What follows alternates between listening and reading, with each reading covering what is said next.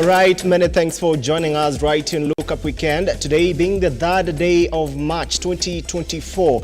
My name is John Matava, sign language interpreter. Tonight is Angel Lois, and of course we have a lot for you. And later on in the bulletin, we'll be having a discussion on the weekend focus all about the KMPDU SG attack, and as well as a local education reforms. That and much more, of course, will be coming on your way. Benson Kipruto Timothy Kiplagat and Vincent Kipkemoi ensures Kenya's dominance continued in the Tokyo Marathon, securing a podium finish in the streets of Japan. Kipruto clocked 2 hours, 2 minutes and 16 seconds to set a new course record in a race where 6 Kenyans made it to the top 10. In the women's category, Kenyans Rosemary Wanjiku emerged second, with Ethiopian Sutume Kebede winning the race.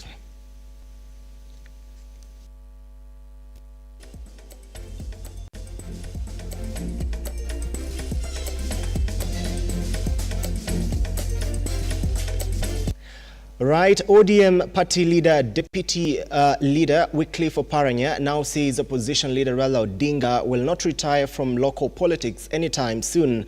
While addressing ODM supporters in Suba South constituency, Homa Bay County, Oparanya said the ODM party is still intact and there is no leadership vacuum. The leaders also criticized the government for alleged plans to increase taxes.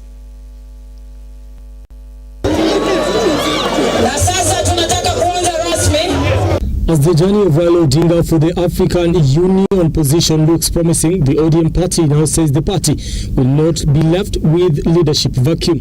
So msiwe na wasiwasi yoyote ati baba anaondoka, ati anaenda AU, ati chama itaenda chini. Hapana, yeye ataendelea kuwa kiongozi wa ODM. Tuko pamoja. So msiwe na wasiwasi yoyote. Na sisi hatuna wasiwasi yoyote. Tunajua nguvu yetu. Yeye akienda kule AU itakuwa vizuri kwa chama chetu cha ODM, itakuwa vizuri kwa Kenya mzima, kwa sababu yeye ndiye atakuwa chairman wa kwanza kutoka hapa nchi ya Kenya. President wa Afrika wa kwanza atakuwa anatoka hapa Kenya. Tuko pamoja. Speaking during the registration drive in Homa Bay County, Odinga, together with his lieutenants, says the party has structures and that Odinga will just be a phone call away. Baba, inji yetu ya Kenya, baba ni mo. Baba ni mo. Ata Raila awa Amerika. Raila aende Canada. Raila aende wapi? Baba ni mo. Ni kama Mungu amemupa uhai. Kama kuwe Amerika, chama kitaendelea hapa Kenya, atakuwa na mkono moja kule na mkono mwingine hapa. Tuko pamoja. And we are disciplined like the military. If Raila Odinga flies to Addis Ababa, we have our deputy party leader, Iluongo ni Ngawa, Wycliffe Ambetsa Oparanya. Tuko poni Oparanya bendo di South Africa.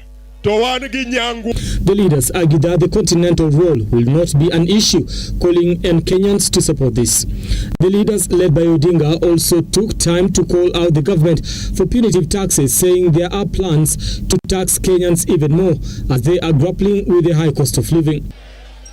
Recently, they brought a finance bill in Parliament, which was introducing new taxes in Parliament. And we gave instruction to our members of Parliament of ODM to oppose that bill, the finance bill. Because that bill was an oppressive bill. It was introducing excessive taxation of our people, including the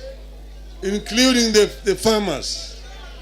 Because it was introducing a taxation that is called commodity tax, meaning that we are going to even tax things which are products of agriculture. We have not changed our position on national issues. Zakayo still remains Zakayo.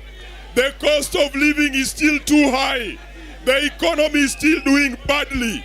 Odinga said the Kenya Kwanza administration needs to fully focus on implementing the NADCO report. Brian Amwai, Lookuptv, Nairobi. Businessman Jimmy Wanjigi has slammed President William Ruto's administration over the impending deployment of Kenyan forces to Haiti. Addressing the media in Nairobi, Wanjigi questioned why Kenya was prioritizing securing another nation while Kenyans continue to survive under deplorable conditions. Wanjigi further slammed the government over what he termed as continuous borrowing amid tough economic times. Just a few days after Haiti Prime Minister Ariel Henry jetted into the country to hold discussions with President William Ruto over the deploying of Kenya forces to the Caribbean nation, businessman Jimmy Wanjigi has faulted the move to send troops to Haiti, questioning why it was a priority to President William Ruto while Kenyans continue to grapple with tough economic times. This day and time, we are losing our own people to banditry. 53 lives just the other day. I've seen in Kisii today, more skirmishes. And yet, we have a president that is taking our police force to a war zone. That thing is not called peacekeeping. It is called war zone. We are going to fight a war. Police are not meant to fight wars. That is for the military. With President Ruto insisting on not borrowing as opposed to previous regimes, Wanjigi now claims the Ruto-led administration borrowed a whopping 548 billion shilling in the month of February, pointing an accusing finger at the Kenya Kwanza administration for adding more debts to the country without having a proper plan of repaying the debt. Today, I want to address challenges we have created and continue to create. Situations the government has put us in by continuously ignoring rulings from our courts and failing to deliver on its own promises, failing to provide adequate security, and subjecting us to extreme high costs of living. Wanjigi further lauded azimio leader Raila Odinga for expressing his desire for the African Union Commission chairmanship, slamming other coalition leaders led by Kalonzo Musyoka over plans to succeed Raila. As the ruling Kenya Kwanza coalition is busy scheming on how to take credit for Mr. Odinga's candidacy, my friend Kalonzo Musyoka has hit the road positioning himself to take over leadership. And it is my view, and I don't think I'm alone, that Kalonzo Musyoka is best following the path of Raila Amolo Odinga. He has been in elective politics for 40 years. He's part of the old order.